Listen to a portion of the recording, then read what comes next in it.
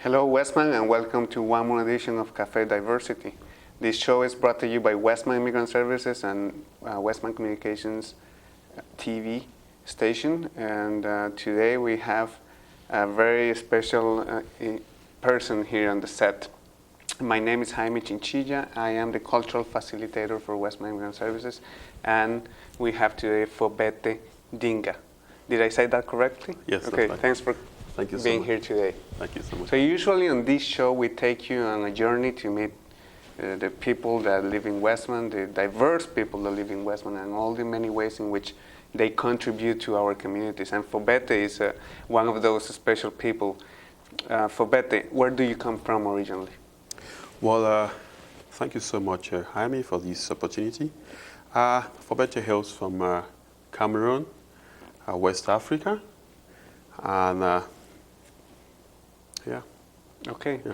So, you know, that sounds simple, Cameroon, West Africa, but we were talking off cameras that a lot of times people have, you know, a perception or a misconception about places in the world, and that's normally happens to all us when we think about other countries, and you know, sometimes we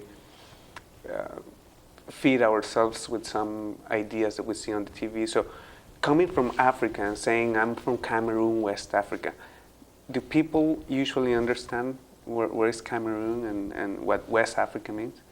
Well, I would say it's an issue when you tell somebody you're from Cameroon, and because one thing I've realized is that most people don't really know the world map, you know, and whenever they see somebody, they're like, you know, he's from Africa.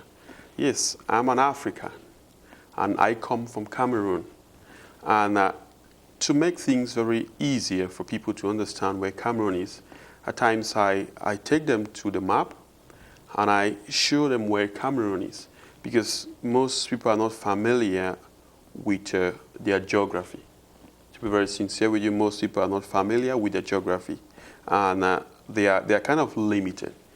Their mindset is limited, and I really think it's a good thing for schools to kind of introduce some courses for students or for pupils to understand and to know where certain countries are, because Canada is a land of it's a mixed society where we have different people from different cultures.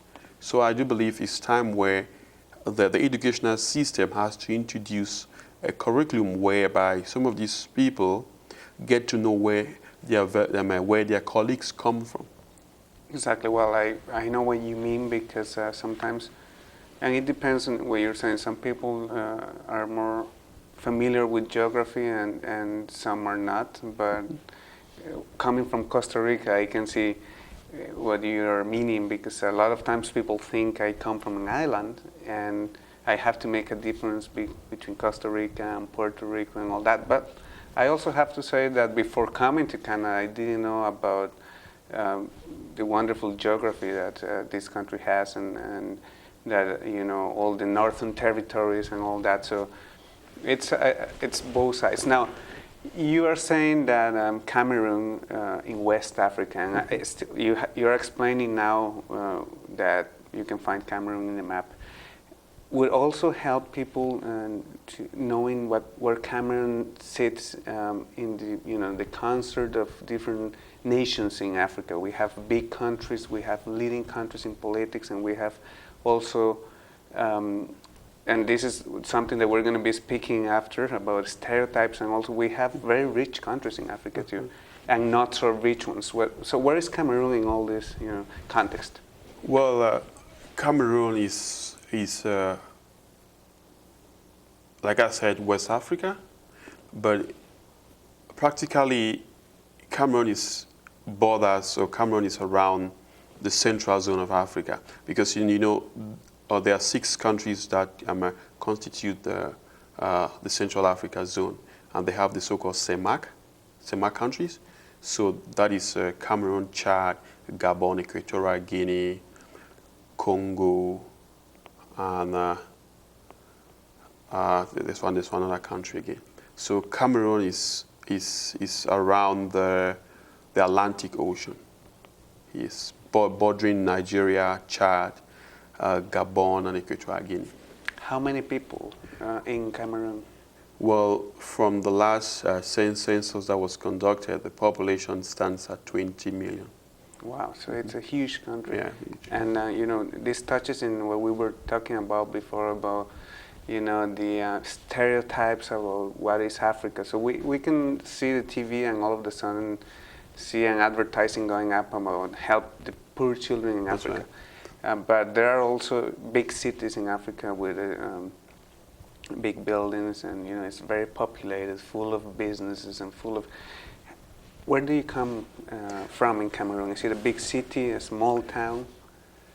Well, I come from a city, and like you just mentioned something about the way the West projects Africa, or the way some organizations they project Africa in the sense that they are out for humanitarian help. Yes, I will not agree with you. I will not disagree with you. Africa, or some countries in Africa, are going through serious crises. And because of some of those crises that they go through, it affects the well-being of the people in those countries. But it is really discouraging when individuals, when society generalize Africa as a suffering zone. You know, not all of Africa is a suffering zone. If you look, South Africa, it's a very nice country. South Africa has gone through apartheid. If you look at Nigeria, Nigeria went through civil war. But Nigeria is very, very good. If you go to Abuja, you won't believe that it's Nigeria. You know, I believe I think they fall among the first 5 countries as far as oil exporting is concerned. Cameroon also exports cocoa and coffee. In Africa, I believe after Ivory Coast, then comes Cameroon as far as exporting of cocoa and coffee is concerned. I was really surprised. I was in London. I bought bananas from plantation in Cameroon. You see, so where the society should not perceive Africa as a suffering zone, or as a country that is really, really behind. Yes, we have so many amenities, but the issue is how to generate some of those amenities. And if you realize now in the political setup in Africa, we have so many investors. Where are they coming from? From Western countries.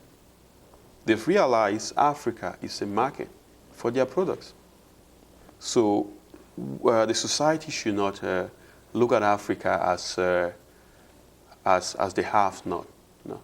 Africa, I believe, has something to contribute to the global economy.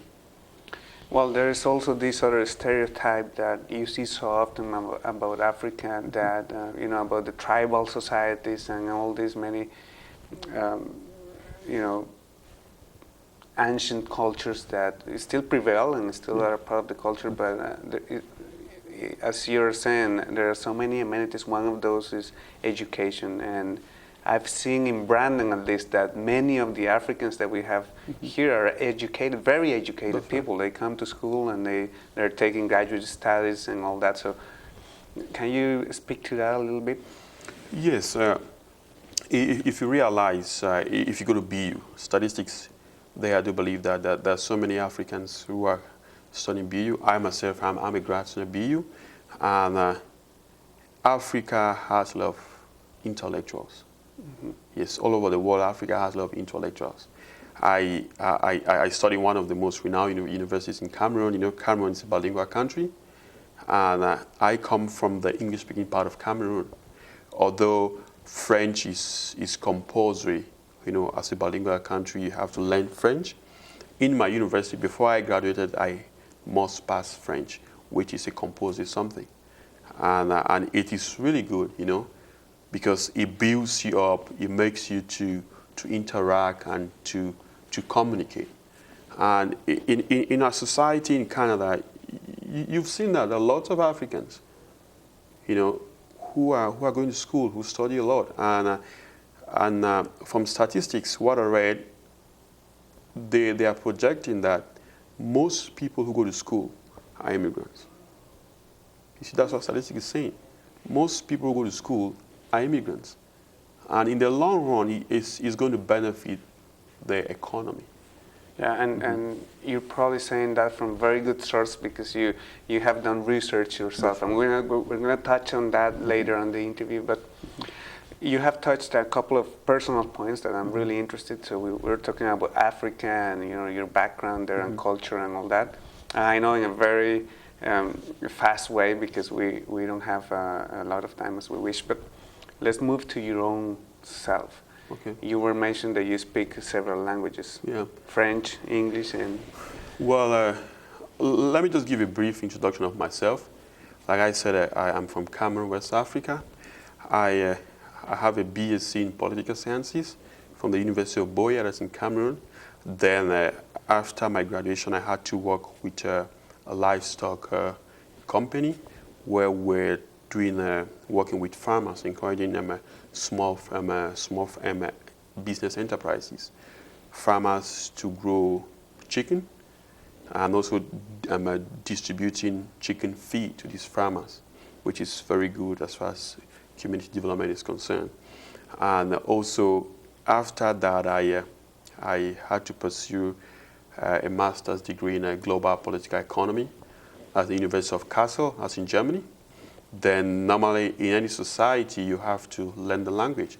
So I was privileged to learn German, and I was able to communicate, interact with people using the German language. And as of now, well, coming to Canada, you don't find so many Germans to continue talking in German. So it's gradually going down, but I do all I can to really preserve that language ability. And I do speak English, I speak French 65%, then German as well. Then I also speak my dialect. Then, like I also told you, when the colonial masters came to Africa, they introduced a kind of a Creole language to communicate with the chiefs as far as trade is concerned. So that has been passed on from generation to generation. So that's a common language that English-speaking Cameroonians, they speak that language. And Nigerians also, they speak the language since we are neighbors. I believe Ghanaians also do the same thing. Yes. Then from Germany, I had to apply for the high skill immigrant visa to Canada. So I had to use the Quebec system because I had the ability to speak in French, right? So I went for an interview in Austria, the Quebec embassy in Austria. Then I was issued a selection certificate, they call it in French. So I came back to Berlin, Germany, applied for a visa, submitted my application, and I was issued a Canadian visa. Then I moved to Canada. Now, something that we always ask everybody on this show is, having traveled the world, coming from your background with education, and you've seen the world, Europe, Germany, etc. What makes you come to Canada? Well, that's a very interesting question. First of all, Canada is an open society, and it's a welcoming place, where I believe it's a society where everybody becomes somebody, in a society to boost the economy of the society, to bring about growth in the society. And I do believe that the knowledge I acquired in Cameroon, in Germany, and with the skills, I believe that in Canada, I can put that knowledge into practice. So that's why I had to move from Germany to Canada, because I didn't have that opportunity, as an international student. were restricted. And seeing Canada as a gateway, then I had to move to Canada, which I believe, I mean, it's really good. It's really good. Well, I'm sure there are a lot of people in the community that think that it's good that you came to.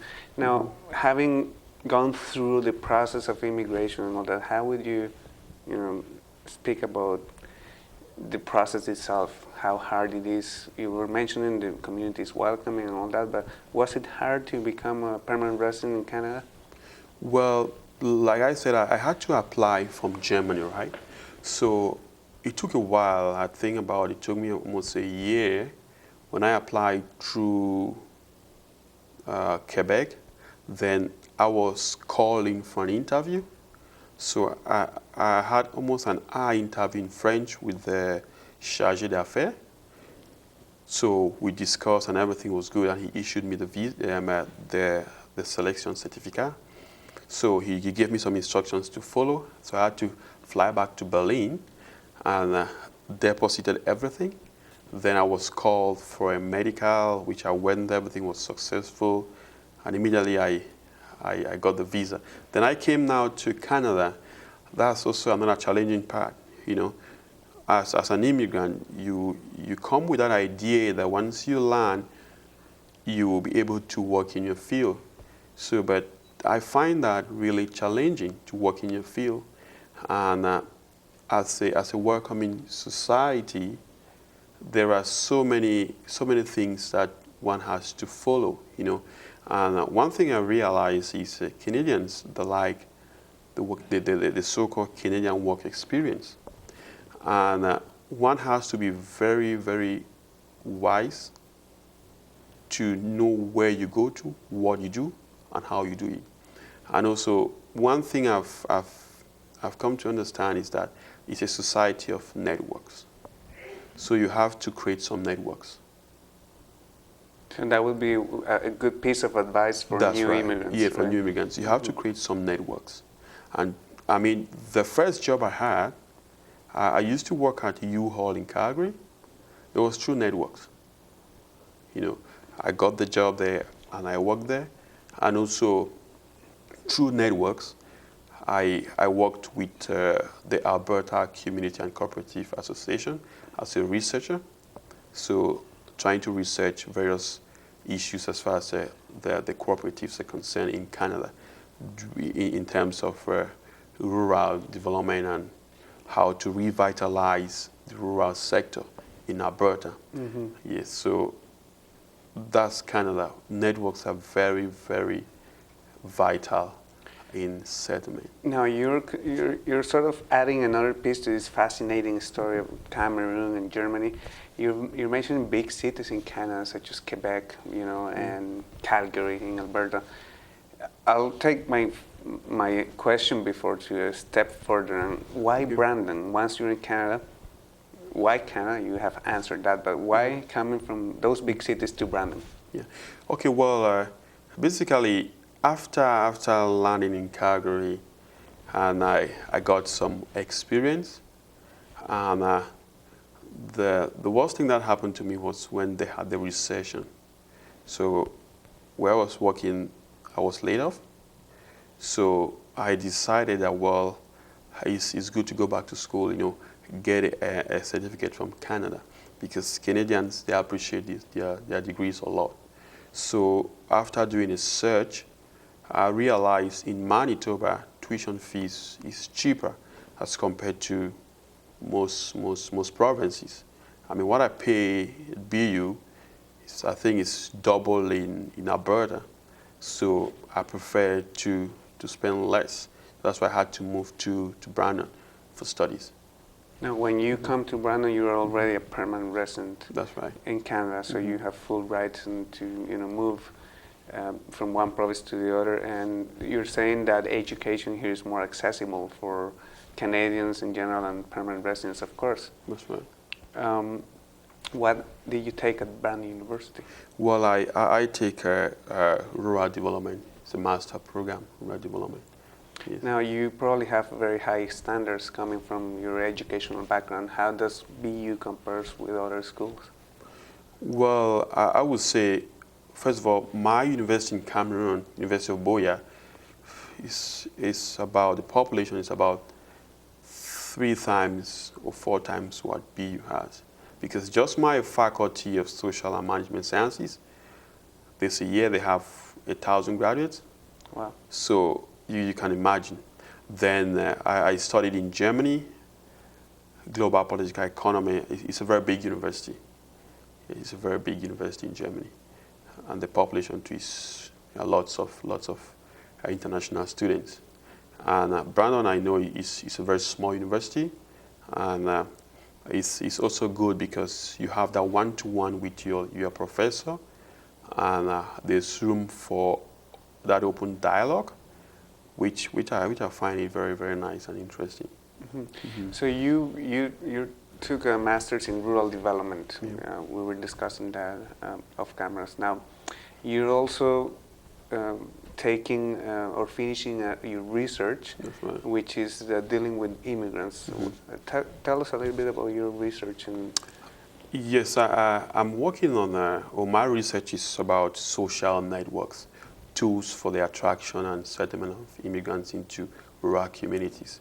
And one of the things that really triggered my research was when I moved from Germany to Canada.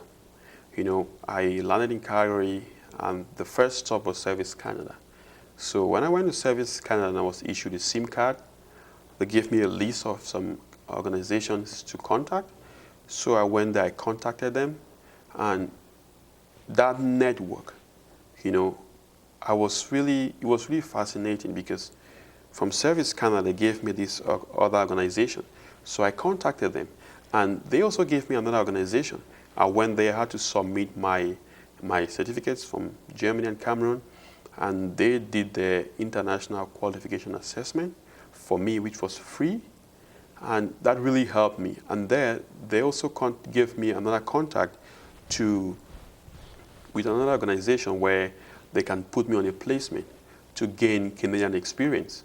And back in Calgary, I had a mentor in the same field because I told them I was interested in community development. So I had a mentor, and that mentor had to take me through some steps on how to achieve my dreams, which was really, really good, and going through some of those processes. And one other thing was that I got a letter that I should go to Sleep Country where you have furnitures, because I'm a new immigrant. I'm entitled to a free furniture.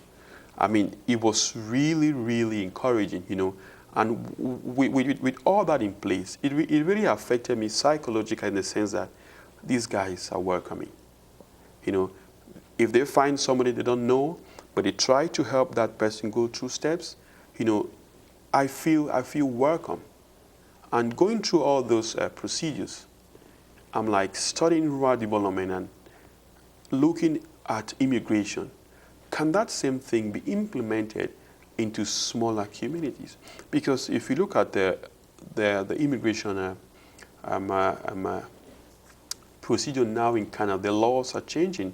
The government is trying to force immigrants into smaller communities, because there should be a kind of a balance in population distribution. So what are some of those structures that have to be put in place? Because when these structures are not put in place, these immigrants, they find themselves in urban centers. It's not their fault, you see. So the government has to lay down certain structures so that immigrants really find themselves in some of these smaller communities.